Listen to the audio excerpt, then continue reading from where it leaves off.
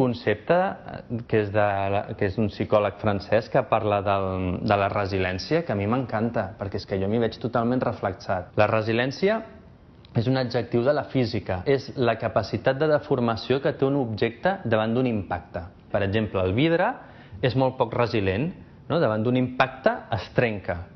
El plom és molt resilient, davant d'un impacte es deforma però no es trenca. Portat això al món de la gent, hi ha gent que és molt poc o molt resilient davant dels impactes emocionals que ha tingut durant el llarg de la seva vida. Hi ha gent que ha tingut un impacte emocional i que tota la vida s'estan arrossegant, no?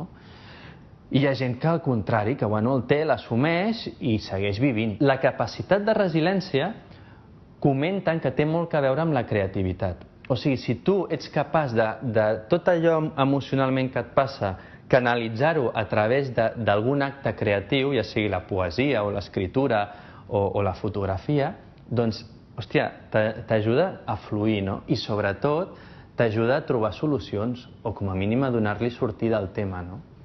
I això és la principal funció que té la fotografia per mi. Jo era una persona molt tímida, que em pixava al llit, que tenia dislàlia, que em costava molt relacionar-me amb la gent, i la fotografia és el que a mi m'ha ajudat a mirar el món de cara. I no només a entendre el món, sinó bàsicament a entendre'm a mi, perquè clar, un no fa el que fa per casualitat. O sigui, jo no faig fotos de famílies per casualitat.